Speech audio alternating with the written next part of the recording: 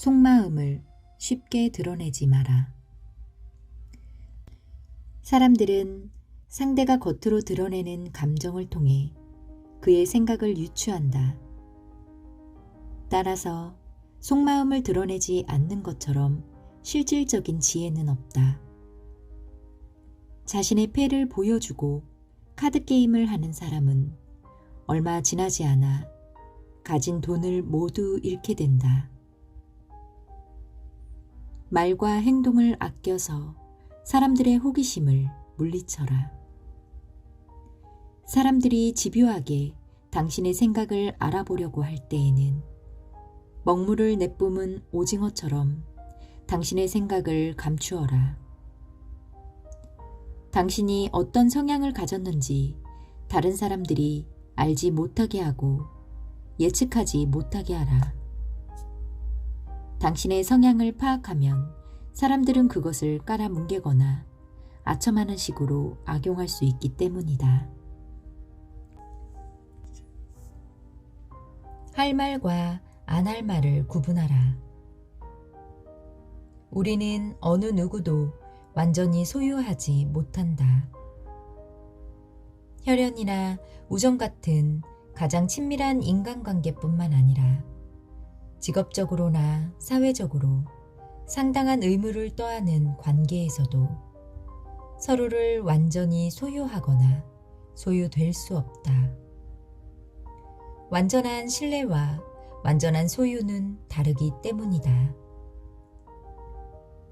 아무리 친한 친구 사이에도 지켜야 할 것이 있고 부모 자식 간에도 말하지 않아야 할 것들이 있다.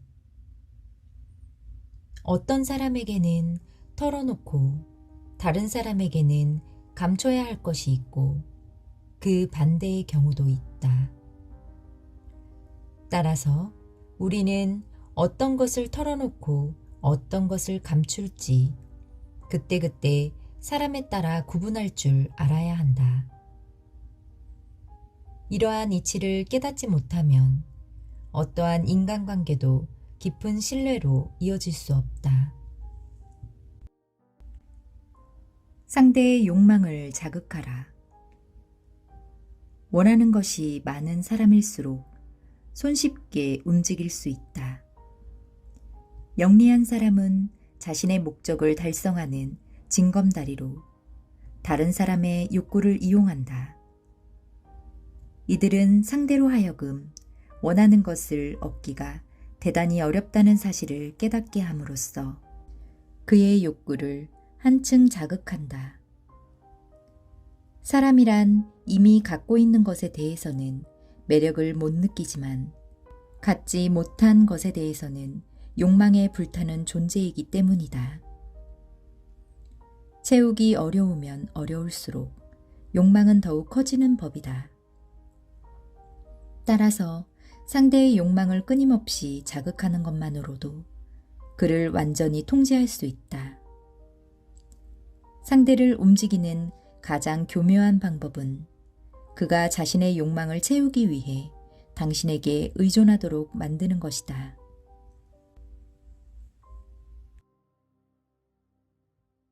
쓸데없는 일을 떠맡지 마라. 우리가 가진 것 중에서 가장 소중한 것은 시간이다. 시간이 없으면 부도, 건강도, 사랑도, 심지어 삶도 존재할 수 없다. 대부분의 사람들은 기계적인 일이나 중요하지도 않은 일에 소중한 시간을 낭비한다. 특히 쓸데없는 일을 떠맡는 것만큼 어리석은 행동은 없다. 헛된 공명심 때문에 혹은 단순히 거절하지 못해서 여러 가지 일을 떠맡는 사람은 결국 다른 사람들의 시기를 받고 삶을 황폐하게 만들고 영혼을 질식시킨다. 불필요한 해명을 하지 마라. 사람들이 물어보지 않는 한 절대로 자진해서 해명하지 마라. 사람들이 물어볼 때에도 필요 이상으로 자세히 해명하지 마라. 그것은 하지도 않은 잘못을 자백하는 것과 다름없다. 건강한 사람이 입원하면 다른 사람들은 그 사람에게 말 못할 병이 있을 거라고 의심한다. 그리고 그가 자신이 의심받는 사실을 아는 척하면 전혀 의심하지 않았던 사람들마저 의심의 눈초리를 보낸다. 지혜로운 사람은 이러한 이치를 알기 때문에 다른 사람들이 자신을 의심한다는 사실을 모르는 척 한다. 단지 자신의 행위가 정직하다는 것을 직접 보여줌으로써 그런 의심을 물리친다. 내면의 깊이를 길러라. 자금이 모자라 외부만 화려하게 꾸며놓고 내부를 완성하지 못한 건물처럼 내실 없이 외모에만 치중하는 사람들이 있다. 이들의 겉모습은 궁전처럼 화려하지만 내면은 오막살이처럼 초라할 뿐이다. 이들은 지혜로운 사람들과 깊이 있는 교류를 할 수 없다. 이들은 첫 인사를 나누는 자리에서는 시원시원하게 말하지만 곧바로 수도승처럼 침묵을 지킨다. 계속해서 대화를 이끌어갈 수 있는 화제가 없기 때문이다. 어떤 주제에 대해 이야기를 나누더라도 조금만 시간이 지나면 이들과의 대화는 공허해진다. 이들은 피상적인 것들만 보는 어리석은 사람들과는 잘 어울리지만 자신의 내면 세계가 빈 껍데기라는 사실을 알아차리는 지성이 날카로운 사람들과는 가까이 지내지 못한다. 자신을 안다는 것의 의미. 세상의 기준이나 상식을 맹목적으로 따르지 마라. 명예로운 사람은 다른 사람들의 피상적인 생각에 자신을 맞추지 않고 어떤 일이든 신중하게 처리한다. 신중한 자세란 자기 자신에 대해 꼼꼼히 생각하는 것을 말한다.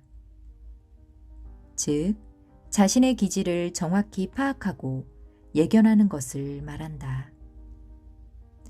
더 나아가 자신의 천성적인 능력과 후천적인 노력의 균형을 맞추기 위해서 겉으로 드러난 기질과 전혀 다른 숨어있는 극단의 기질까지도 살펴보는 것을 말한다.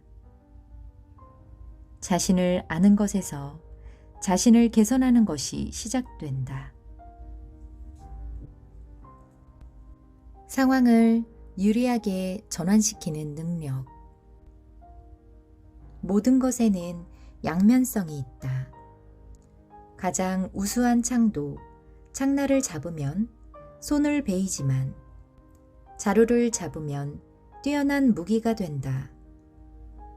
어려움을 초래하는 수많은 일도 그것의 장점만 생각하면 오히려 인생의 즐거움을 얻을 수 있다.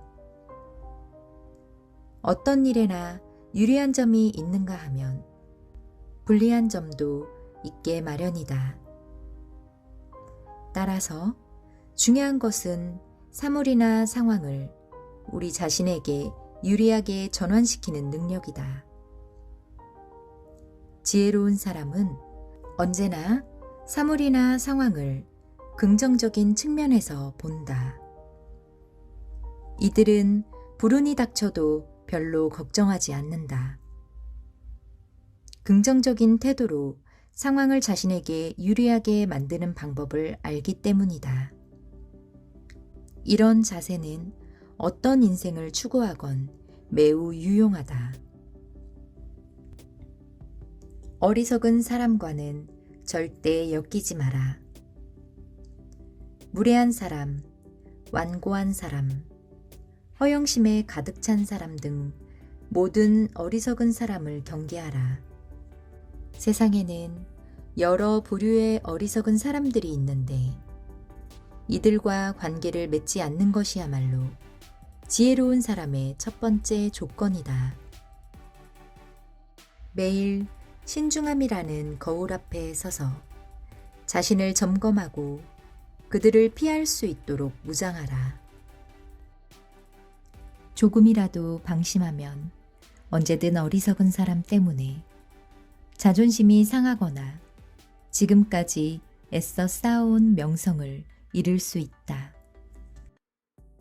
세상이라는 넓은 바다에는 수많은 암초들이 감춰져 있다. 트로이 전쟁 당시 오디세우스가 영리하게 경로를 바꾸어 결국 승리를 거머쥔 것처럼 현명한 사람은 어리석은 사람들을 교묘하게 피해 다닌다. 특히 대범하고도 정중하게 이들을 모르는 척 하는 것이야말로 자신의 명성을 지키고 평화를 유지하는데 가장 효과적이고 뛰어난 기술이다. 부러진 손가락을 보여주지 마라. 부러진 손가락을 보여주면 모든 공격이 그 손가락에만 집중된다. 아무리 작은 상처라도 그것에 대해 절대로 불평하지 마라. 악의를 가진 사람들은 당신의 약한 곳을 호시탐탐 노리고 있다. 낙심한 듯한 인상도 주지 마라. 상대방은 그것을 핑계로 당신을 조롱거리로 삼으려 할 것이다. 악의를 품은 사람들은 항상 다른 사람의 상처를 건드릴 생각만 한다. 이들은 온갖 방법을 동원해 아픈 곳만 공격한다.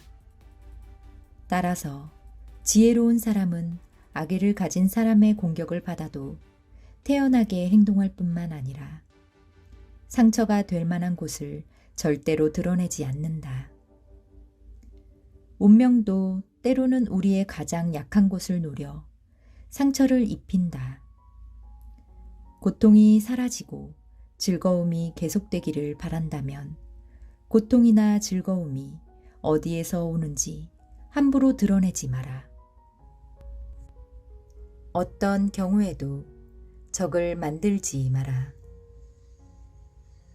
어떤 사람과도 관계를 아주 끊지는 마라. 그렇게 하면 좋은 평판이 한순간에 무너질 수 있기 때문이다. 모든 사람이 친구가 될 수는 없지만 누구나 적이 될 수는 있다. 이익을 주는 사람은 소수에 지나지 않지만 누구라도 나에게 피해를 줄 수는 있다. 심지어 제우스의 보호를 받았던 독수리조차도 딱정벌레와 다툰 날부터는 단 하루도 안심하고 쉬지 못했다. 당신이 심하게 몰아붙여 관계를 끊은 친구들은 원한에 사무친 원수가 되고 자신들의 잘못도 당신의 잘못으로 돌릴 것이다. 사람은 본래 자신이 보고 싶은 대로 보고 자기 눈에 비치는 대로 말하기 마련이다. 인간관계를 끊어버린 상태에서 당신을 비난하지 않을 사람은 아무도 없다. 그들은 당신이 속 좁고 인내심이 부족하다고 비난할 것이다. 만일 어쩔 수 없이 누군가와 관계를 끊어야 한다면 감정이 폭발해서가 아니라 서서히 우정이 식었기 때문이라고 상대방을 이해시킬 수 있어야 한다. 혀를 잘 다스려라. 혀는 야수와 같다. 일단 고삐가 풀리면 좀처럼 재갈을 물릴 수 없다. 혀는 정신의 맥박이다. 지혜로운 사람은 상대의 말을 통해 정신의 건강을 파악하고 마음을 읽어낸다. 안타까운 것은 혀를 가장 조심해야 할 사람이 마구 혀를 놀린다는 것이다. 반면 지혜로운 사람은 항상 말을 조심함으로써 근심 걱정에 빠지지 않고 난처한 상황을 피하고 자제력이 뛰어나다는 사실을 보여준다.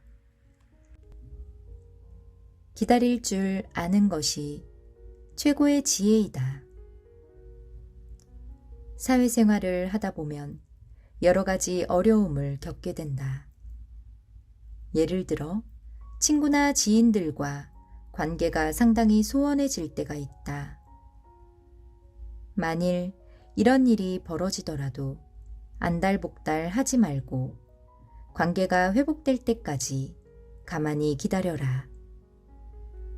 지혜로운 의사는 처방을 내릴 때와 처방을 내리지 않을 때를 구분할 줄 안다. 심지어 이들은 치료를 전혀 하지 않고 병을 고치기도 한다. 인간관계에서도 마찬가지이다. 때로는 손을 놓은 채 뒤로 물러서서 지켜보는 것이 다른 사람들이 일으킨 감정의 태풍을 가라앉히는 좋은 방법이 되기도 한다. 지금 당장은 고개를 숙여 양보하는 것 같지만 결국에는 참는 자가 승리한다. 맑은 물도 조금만 휘저으면 흙탕물이 된다. 흙탕물은 손을 대면 더 혼탁해지고 가만히 두면 저절로 맑아진다. 때로는 상황이 좋아질 때까지 기다리는 것이야말로 혼란스럽고 힘든 상황을 해결하는 최선의 방법이다. 때로는 뱀처럼, 때로는 비둘기처럼 행동하라. 세상에는 상대의 속임수에 쉽게 속아 넘어가는 사람들이 있다. 천성이 정직한 사람은 남을 쉽게 믿고 남을 속여보지 않은 사람은 상대에게 쉽게 신뢰를 표한다. 이들은 뻔뻔한 거짓말도 진실로 받아들인다. 한편 어리석지는 않지만 심성이 너무 착해서 속아주는 척하는 사람도 있다. 반면 웬만한 거짓말에는 절대 속지 않는 사람들도 있다. 이들은 경험이 많은 사람과 교활한 사람이다. 전자는 스스로 여러 번 속아서 비싼 대가를 치른 후에 속지 않는 법을 배우고, 후자는 다른 사람을 대신 희생시켜서 속지 않는 법을 배운다. 현명한 사람은 이러한 처세술을 적절히 구사할 줄 안다. 품위를 유지하면서 사악한 속임수에 넘어가지 않기 위해서는 때로는 뱀처럼 교활하게, 때로는 비둘기처럼 정직하게 행동할 줄 알아야 한다.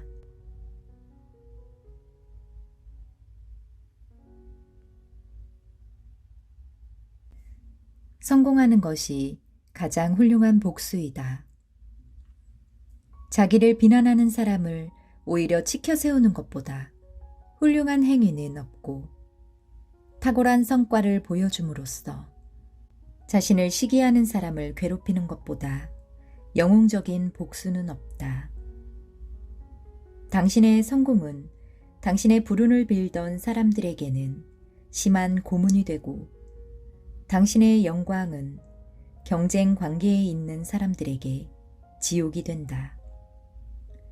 성공함으로써 상대를 괴로움에 빠뜨리는 것이야말로 가장 큰 복수다. 시기심이 강한 사람은 단 한 번만 죽지 않는다.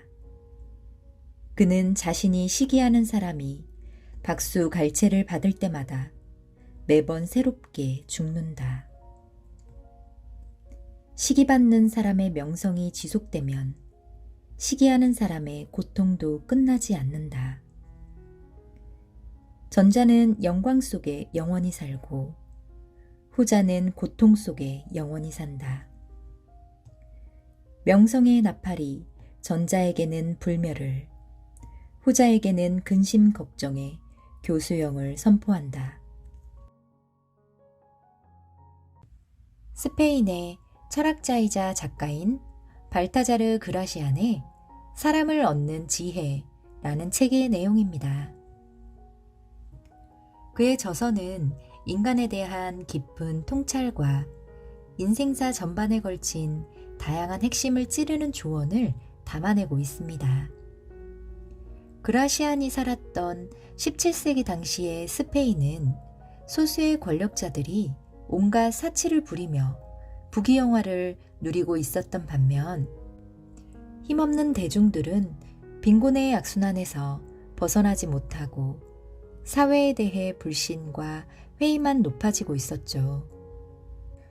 그래서 그라시아는 대중들이 스스로 자신의 삶과 행복을 지킬 수 있는 지혜를 가르쳐 주어야 한다고 결심했고, 행복과 성공이라는 삶의 목표를 이루기 위해 가져야 할 자세와 처세술을 알려주고자 했습니다. 인간의 미덕을 강조하면서도 위선으로 가득 찬 사회에서 때로는 뱀처럼, 때로는 비둘기처럼 자기 자신을 어떻게 지킬 수 있는지를 알려주며 자신이 돋보이기 위해 상대를 적절히 이용하는 처세술도 알려주죠. 그래서 저는 읽으면서 모순이라는 단어가 떠올랐지만 이 세상 자체가 그러하기 때문에 진짜 나를 지키며 살아가는데 가장 현실적인 조언이라는 생각이 되기도 했습니다. 그라시안의 조언들이 17세기뿐만 아니라 400여 년이 지난 지금에도 가슴에 박히듯 깨우침을 주는 이유는 인간은 모두 불완전한 존재이며 17세기와 마찬가지로 불신과 위선이 팽배해 있기 때문이라고 생각됩니다. 자신을 맹신하거나 과시하지 않고 자신의 단점이 독이 되지 않도록 우리를 단련해주기 때문에 인생을 살다가 진짜 뼈 때리는 조언이 필요할 때마다 옆에 두고 본다면 인생의 목표하는 바를 좀 더 쉽게 이루게 해주리라 생각합니다. 오늘의 준비한 내용은 여기까지입니다. 다음에 더 좋은 책으로 정원의 책방에서 만나요.